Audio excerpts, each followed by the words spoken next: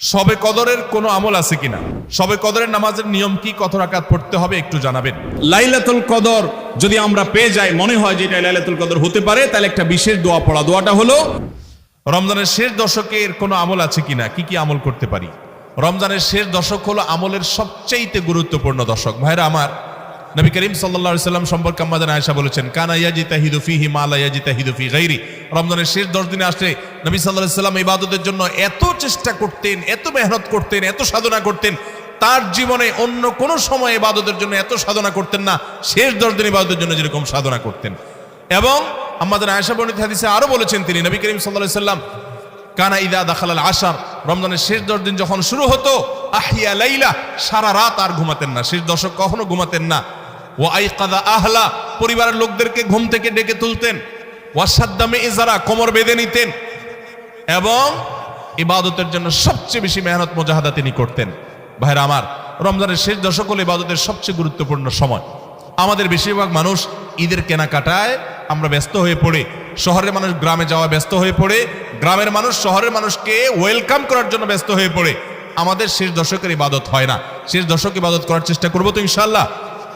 শেষ দশকের প্রধান ইবাদত হলো এতেকাফ। শেষ দশকের প্রধান ইবাদত কি? এতেকাফ।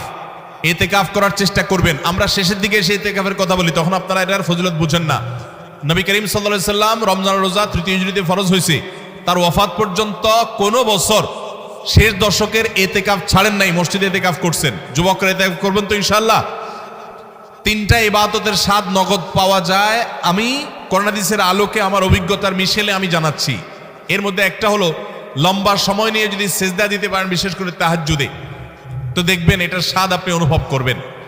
আর দ্বিতীয়টা হলো এতেকাফ। এতেকাফ রমজানের শেষ দশক যদি মসজিদে বসে যেতে পারেন, গাঠি বুসকা নিয়ে, কিচ্ছু করতে পারেন না, শুধু বসে গেছেন মসজিদে 10টা দিন, আপনার ফিল হবে যে আপনি আল্লাহ তাআলার চৌকাঠে এসে পড়েছেন।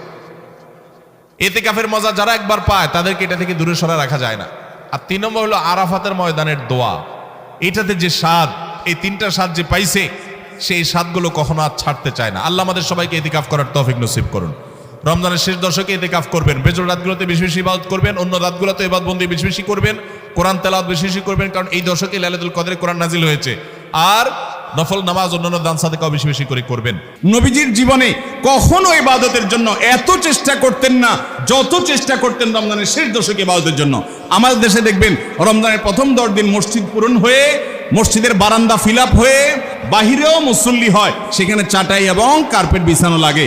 কিন্তু দ্বিতীয় দশক আসলে আস্তে আস্তে বাহিরে মুসল্লি হাওয়া হয়ে যায়, আস্তে আস্তে চাটাই উঠে যায়, মসজিদের ভিতরে মুসল্লি চলে আসে। শেষের 10 দিন হলে একেবারে মূল মুসল্লি যেগুলো ওয়াক্তিয়া নামাজের, এর বাইরে অতিরিক্ত মুসল্লি সব ঝরে পড়ে যায়, সব ঈদের মার্কেটে চলে যায়। বাইরে আমার, নবী করিম সাল্লাল্লাহু আলাইহি সাল্লাম শেষ দশককে সবচেয়ে গুরুত্ব দিতেন, আর আমরা সবচেয়ে অবহেলা করি সেই সময়টাকে। আল্লাহ আমাদেরকে শেষ দশককে ইবাদতের জন্য বিশেষ গুরুত্ব দেওয়ার তৌফিক দান করুন। তাহলে রমজানের 24 নম্বর আমল হলো শেষ দশক বিশেষভাবে ইবাদত করা। 25 নম্বর আমল হলো লাইলাতুল কদর তালাশ করা। নবী করিম সাল্লাল্লাহু আলাইহি সাল্লাম বলেছেন, তাহাররু লাইলাতুল কদর ফিল বিত্রি মিনাল আশরিল আওয়াখির মিন রমাদান। তোমরা রমজানের শেষ দশকের বেজোর রাতগুলোতে লাইলাতুল কদর বেশি বেশি করে তালাশ করো। বেজোর রাতগুলোতে বেশি বেশি, শেষ দশকের প্রত্যেক রাতেই জেগে জেগে ইবাদত করা কদর হতে পারে সে আশায়। কদরের একটা রাত যদি ইবাদত করতে পারেন আপনি, তাহলে 1000 মাস ইবাদতের চাইতে বেশি উত্তম হবে, আপনার আমলনামাতে সব বেশি জমা হবে। এই জন্য কদরের রাতে ইবাদতের চেষ্টা করা। সারা বছরের শ্রেষ্ঠ রাত হলো কদরের রাত, কোরআন নাজিল হয়েছে এই কদরের রাতে। অতএব কদরের রাত পাওয়ার জন্য শেষ দশকের প্রত্যেকটা রাতে, প্রত্যেকটা না পারলে অন্তত বেজোড় 21, 23, 25, 27, 29 এই রাতগুলোতে ইবাদত করবো। আল্লাহ আমাদেরকে তৌফিক দান করুন। এটা হলো 25 নম্বর আমল, লাইলাতুল কদর তালাশ করা। 26 নম্বর আমল হলো লাইলাতুল কদরের দোয়া পড়া। আজানের সময় হয়েছে, আজানটা দিয়ে দেন। আর 2টা পয়েন্ট আছে, আমি শেষ করে তারপর আমরা নামাজ পড়বো। আজান দিয়ে দেন। আর 2টা পয়েন্ট আছে, এই 2টা পয়েন্ট শেষ করে আমরা মসজিদে যাব। সবাই যার যার জায়গায় বসে আজানটা দিয়ে দেন। শেষ করে ফেলবো? আচ্ছা ঠিক আছে, তাহলে আমরা শেষ করি, 2 মিনিট লাগবে ইনশাআল্লাহ। তাহলে 25 নম্বর আমল হলো লাইলাতুল কদর তালাশ করা শেষ দশকের সবগুলো রাতে, সম্ভব না হলে বেজোর রাতে। আল্লাহ আমাদেরকে তৌফিক দান করুন। আর 26 নম্বর আমল হলো লাইলাতুল কদর যদি আমরা পেয়ে যাই, মনে হয় যে এটা লাইলাতুল কদর হতে পারে, তাহলে একটা বিশেষ দোয়া পড়া। দোয়াটা হলো, আল্লাহুম্মা ইন্নাকা আফুউন তুহিব্বুল আফওয়া ফাআফু আন্নী। হে আল্লাহ, আপনি ক্ষমাশীল, আপনি ক্ষমা করতে ভালোবাসেন, পছন্দ করেন, আপনি আমাকে ক্ষমা করুন। এই দোয়াটা পড়বো তো ইনশাআল্লাহ। আল্লাহুম্মা ইন্নাকা আফুউন, বড় বড় অর্থবহ একটা দোয়া, বড় মজাদার একটা দোয়া। আল্লাহুম্মা ইন্নাকা আফুউন, আল্লাহ আপনি তো ক্ষমাশীল, তুহিব্বুল আফওয়া, ক্ষমা করতে পছন্দ করেন, ফাফু আন্নী, অতএব আমাকে ক্ষমা করেন। 26 নম্বর আমল লাইলাতুল কদরের দোয়া পড়া। শবে কদরের কোনো আমল আছে কিনা? শবে কদরের আমল আছে ভাই। শবে কদরের সব ধরনের ইবাদতই করার চেষ্টা করতে হবে সাধ্য অনুযায়ী, যেগুলো করা সম্ভব হয়। বিশেষ করে কোরআন তেলাওয়াত করা, দুই রাকাত করে লম্বা কেরাত, লম্বা রুকু সিজদা দিয়ে যতটুকু পারেন নফল নামাজ পড়বেন। বিশেষ পদ্ধতির নামাজ, শবে কদরের নামাজ এত রাকাত, অমুক সূরা এতবার, প্রথম রাকাতে দ্বিতীয় রাকাতে ততবার, এগুলো মন গড়া, এগুলোর কোনো ভিত্তি কোরআন হাদিসে নাই। তবে দুই রাকাত করে যত লম্বা রুকু দিয়ে সিজদা দিয়ে অনেক সময় নিয়ে দুই রাকাত নামাজ 5, 7, 10 মিনিট ধরে যত বেশি সময় ধরে পারেন লম্বা কেরাত রুকুতে নামাজ পড়বেন। এক, তেলাওয়াত বেশি বেশি করবেন, যত সুন্দর করে সম্ভব তেলাওয়াত শুনবেন, শোনাশুনি করবেন, কোরআনকে সময় দিবেন, কোরআন স্টাডি করবেন এই রাতে। আর বিশেষ করে একটা দোয়া আম্মাজান আয়েশাকে রাদিয়াল্লাহু তাআলা আনহাকে নবী করিম সাল্লাল্লাহু আলাইহি ওয়াসাল্লাম শিক্ষা দিয়েছেন, আল্লাহুম্মা ইন্নাকা আফুউন তুহিব্বুল আফওয়া ফাফু আন্নী, আল্লাহ আপনি ক্ষমাশীল, ক্ষমাকে ভালোবাসেন, আপনি আমাকে ক্ষমা করুন। আর আল্লাহর কাছে দোয়া, ইস্তেগফার, রোনাজারি, চোখের পানি ফেলা, গুনাহ মাফ চাওয়া, এগুলো করতে থাকবেন। দান সাদেকা করার সুযোগ থাকলে সেটাও করবেন, অর্থাৎ যে কোনো সাধারণ আমলই করবেন। হাদিসে বিশেষ করে এই দোয়াটার কথা বলা আছে, এটা আমরা লাইলাতুল কদরে পড়ব। শবে কদরের নামাজের নিয়ম কি, কত রাকাত পড়তে হবে একটু জানাবেন।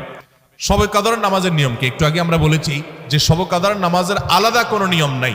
অন্য যে কোনো সময় যে আমরা নফল নামাজ পড়ি ঠিক একই পদ্ধতিতে আমরা শবে কদরে পড়বো, লাইলাতুল কদরেও পড়বো। আমরা বিশেষ করে অনেকে মনে করি লাইলাতুল কদরের প্রথম রাকাতে অমুক সূরা এতবার পড়তে হয়, সূরা ফাতিহার পর দ্বিতীয় রাকাতে তমুক সূরা ততবার পড়তে হয়। এগুলো সবগুলো মানুষের নিজেদের বানানো। কোরআন বা হাদিস এরকম কোনো ফরম্যাট শবে কদরের জন্য আলাদা ঠিক করে দেয় নাই। ওইটাকে আমরা আবশ্যক বানালে বরং সেটা বেদাত হতে হবে, বেদাত হতে পারে।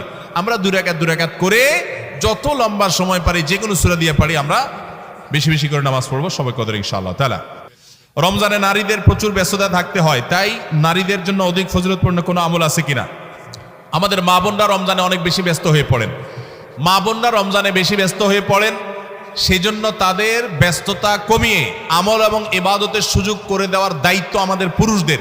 রমজান আসছে, সিয়াম বিরত থাকার জন্য পানাহার দিনের বেলা আল্লাহ তাআলা নিষেধ করে দিয়েছেন। আমরা এই পরিমাণ খানা খাই যে রমজানে আমাদের খানার চোটে মা বোনরা ইবাদত করতে চাইলেও করতে পারে না। দুপুর 3টা 4টা থেকে ইফতার বানানো শুরু হয় বেচারীদের। আমরা মাগরিবের সময় খাই, মাগরিবের পরেও তাদের কাজ করা লাগে। আমরা পরিকল্পনা করব এখন থেকে যে আমাদের ইফতারের আইটেমগুলো কমাবো এবং রমজানের আগে থেকে ঝামেলাগুলো সেরে ফেলবো, যাতে করে মহিলাদের বেশি একটা ইবাদত করতে বিঘ্ন সৃষ্টি না হয়। পুরুষরা সহযোগিতা করব যাতে করে তারা ইবাদত করতে পারেন। তবে তারা যে চেষ্টা করছেন রোজাদারের জন্য, সেটাও তাদের ইবাদতের সওয়াব এনে দিবে। সেই সাথে কাজের ফাঁকেও তারা জিকির আজকার, দোয়া দুরূদ করতে পারেন, মাসিক অবস্থায় ইসলামিক বই পড়তে পারেন, জিকির করতে পারেন, দোয়া করতে পারেন। এভাবে তারাও রমজান মাসটাকে ফলপ্রসূ করতে পারেন। আল্লাহ তাআলা তাদেরকেও সওয়াব দিবেন ইনশাআল্লাহ।